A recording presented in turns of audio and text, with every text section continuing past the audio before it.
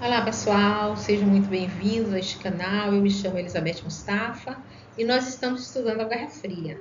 Dentro desse contexto, vamos trazer para o nosso estudo, nosso olhar, a República Popular da China, que na verdade foi a ruptura que a China sofreu no século XX, desde a queda da monarquia, a instalação de uma república e também, posteriormente, a instalação de uma república comunista, já se definindo do lado da União Soviética, não é? Como nós falamos em vídeos anteriores sobre a divisão, a polaridade que existe no mundo entre as duas grandes potências do século XX, que surgiram no pós-guerra da Segunda Guerra Mundial. Depois da Segunda Guerra Mundial, o mundo se divide em duas zonas de influência, que foi muito bem trabalhado o conceito por Winston Churchill quando fala da cortina de ferro. A cortina de ferro é uma linha que divide o Oriente do Ocidente, que já estabelece as linhas de influência da União Soviética e dos Estados Unidos. E a China agora, nesse período, nesse estudo que nós vamos fazer, já se define a Grande China, a parte continental, como comunista.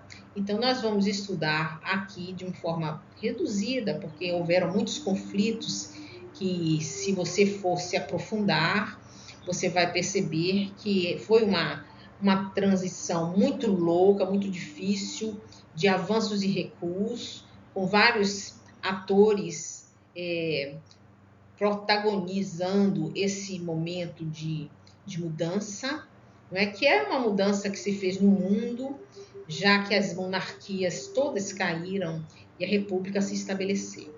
Então, aqui na China, o movimento de ruptura com a monarquia, ela vem no bojo da construção da república e também ultrapassa a linha da república, atravessando, então, para o lado do comunismo chinês. Sejam muito bem-vindos, vamos ao nosso estudo.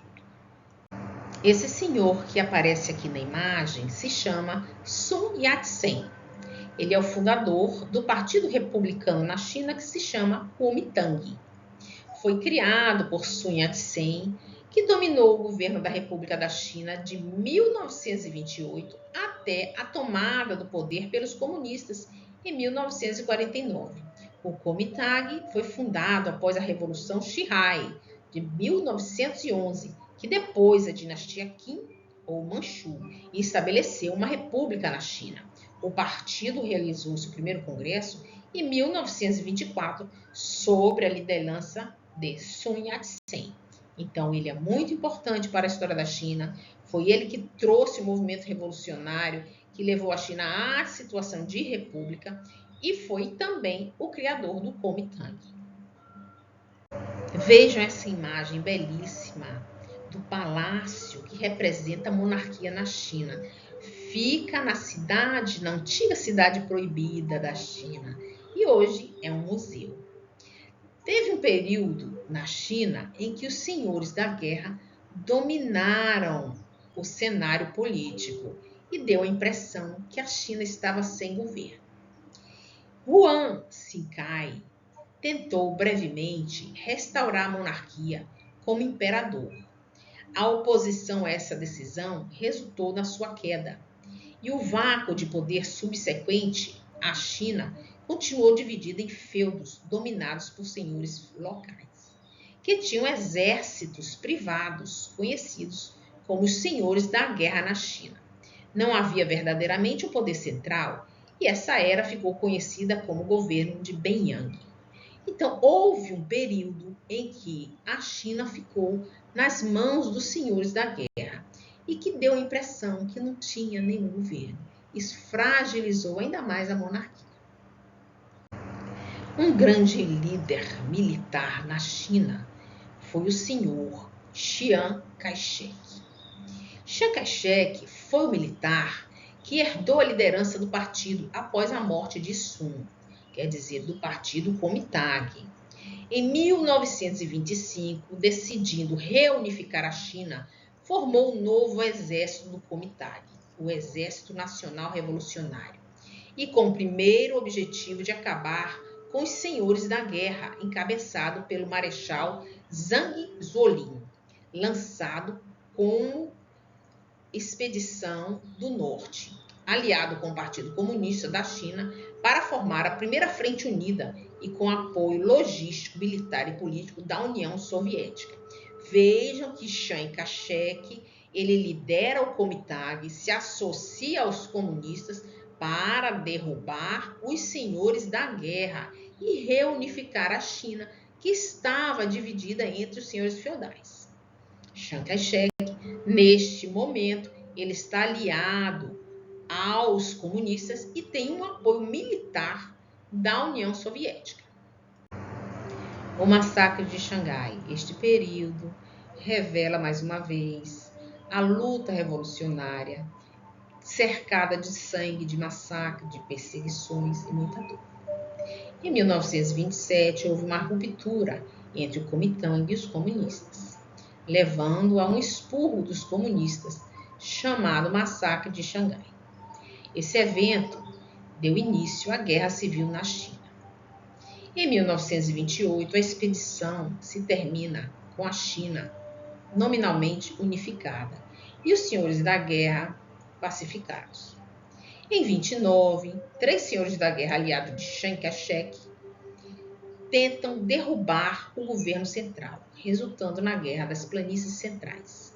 A guerra resulta na vitória dos Kuomintangs, e embora a China tenha terminado com uma enorme dívida monetária.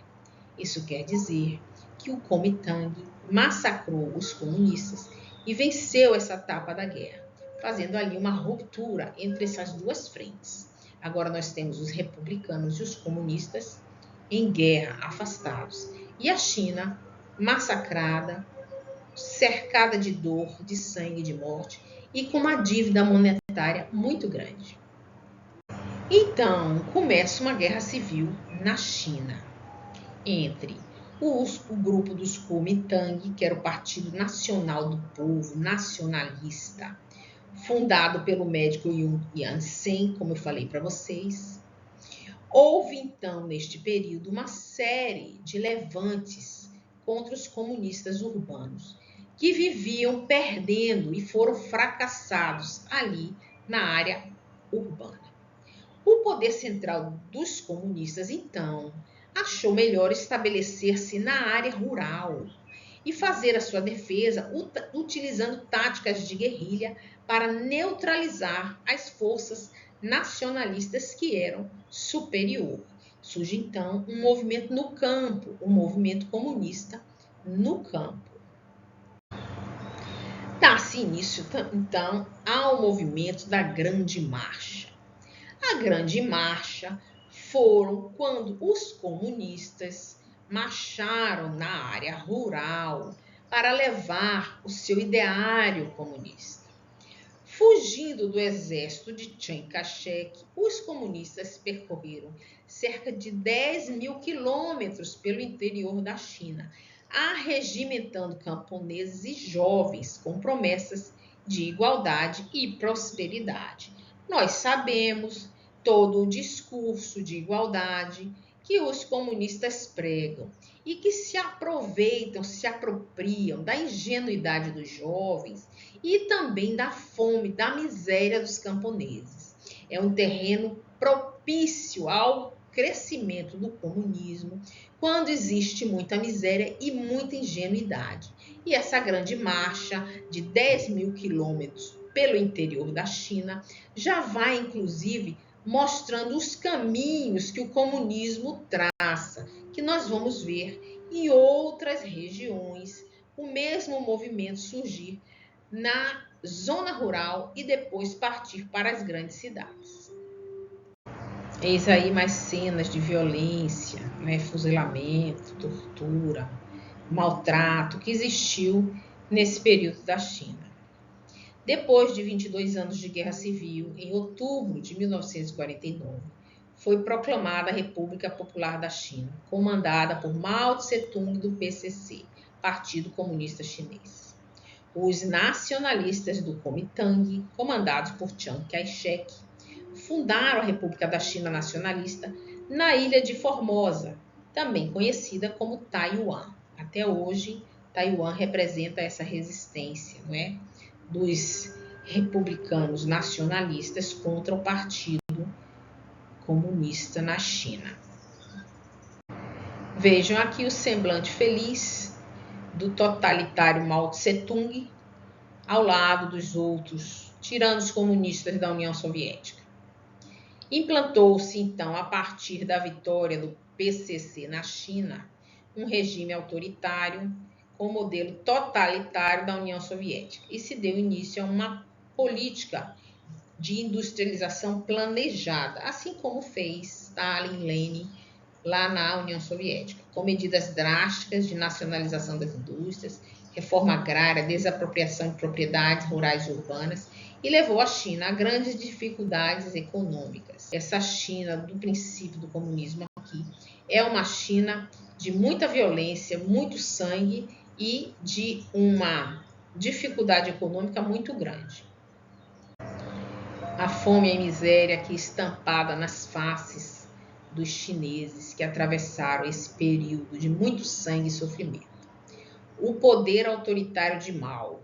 Houve prisões em massa dos descontentes, muitas mortes. 900 milhões de pessoas morreram nas revoluções deste período, com expurgos políticos, perseguições, torturas, execuções de grande crueldade. Em seu governo, entre 1949 a 1976, mais de 80 milhões de pessoas morreram de fome, relíquias históricas foram destruídas, locais religiosos foram saqueados e destruídos. Aqui também um destaque para a perseguição religiosa, né? Impediram todo e qualquer tipo de religião, porque o Estado tem que estar acima de qualquer doutrina que venha a colocar algo superior ao Estado. O Estado é Deus Todo-Poderoso e não aceita nenhuma concorrência. Vale sempre lembrar que nós estamos na transição planetária e que existem nesse momento expurgos no século XX que vão retirar essas almas totalitárias, autoritárias do planeta Terra, que está agora adentrando a nova Terra regenerada. É muito triste a gente estudar esses assuntos, mas é sempre bom para que a história não se repita e para que a gente venha ter claramente a verdadeira ideia, noção clara de que o comunismo é um sistema genocida, autoritário, de pessoas fanáticas, de fanáticos materialistas, e que a gente precisa banir de uma vez por todas da face da Terra esse sistema e também os seus desdobramentos, como socialismos, progressismos, que acham que têm o poder de impor às populações os seus ideais, sem respeitar a individualidade de cada cidadão. Vamos em frente, acreditando que Deus está conosco, que nós estamos verdadeiramente caminhando para a luz e que essas guerras e revoluções vão cessar. Então, logo o homem aprenda a conviver com o próximo com colaboração, cooperação e harmonia. Eu vou ficando por aqui. Se você gostou do vídeo, curte, compartilha, deixa seus comentários para que eu possa crescer também com você. E não se esqueça, se inscreve no canal. Muito obrigada!